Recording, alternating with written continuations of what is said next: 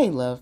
Welcome back to Your Breakthrough the podcast, where we help you navigate your life with triumph and grace.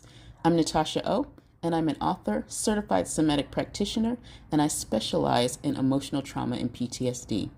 And this episode is for the women who grew up feeling like you're always doing too much or even not enough, and who had a mother that could flip on her in seconds.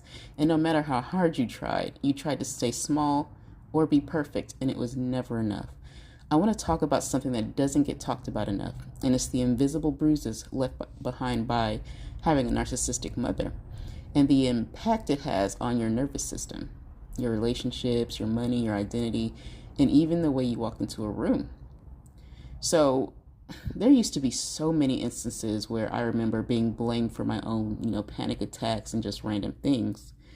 Just not being comforted, not being asked how I was, just blamed, dismissed, and told I was ungrateful. So I'll just give you a couple of story times. I remember one day I found my tithe envelopes I gave her to give to my grandparents. They were empty under her car seat.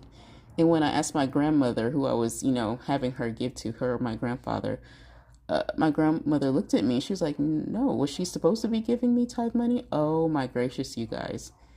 It was ridiculous. I just sat there and cried. And it made me feel bad because we were strict religious. And the fact that she never apologized, and I brought it up and she's like, I don't remember doing that. And I was a super rule follower at the time. And I thought I was going to hell because she stole my little 10%. I wasn't even a teenager yet. I was going to be a teenager. And that level of control we're talking about, and still is, I was expected to smile, obey, and be grateful. And she still never admitted it. And also, I remember being 11 or 12, and I was in the bathroom mirror doing my hair. And she suddenly stood in the doorway, and she looked at me, and out of nowhere, she said, if you don't want to live here, you can always go and live with your grandparents. Just like that, no context, no love, just removal. And I always thought that was so bizarre. And as I was growing up, it was almost like a weird, almost jealousy, just ugliness about her that I couldn't put my finger on. And of course, countless other things that made my life just unreal. And it felt like my life didn't belong to me, and I wasn't allowed to have anything unless I shared. So now, of course, years later, she doesn't remember anything, or she says, I did that. Especially, if her verbal abuse or random disruptions or outbursts or disrespect.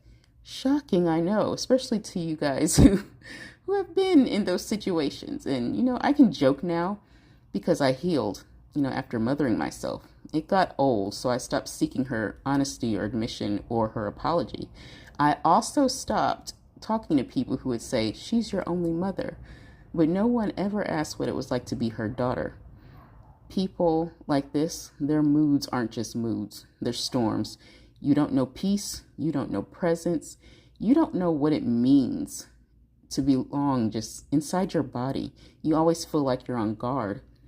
And every decision I made, who I dated, how I moved, how I gave, how little I asked for was shaped by, the trauma.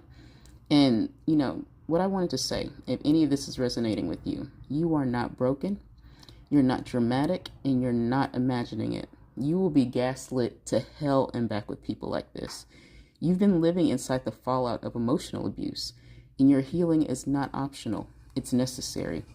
And if you want to stop repeating the patterns that keep your life smaller than your spirit, you're going to have to focus on you. And this is exactly one of the many reasons I created my private coaching and mastermind. It's because women like us, we don't just need mindset work. We need nervous system restoration fully. We need safety. We need safe spaces and permission to become the women that we were never allowed to be. You're just never allowed.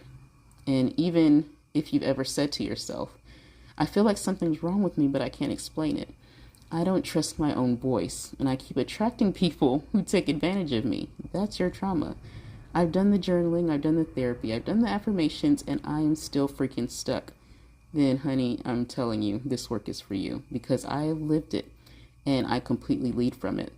And if anyone is interested, I have a few spots left open for my 90-day mastermind or my one-on-one coaching, and they're specifically for women who are ready to break free from the cycle of being the scapegoat, the fixer, the abandoned daughter, and become the empowered women.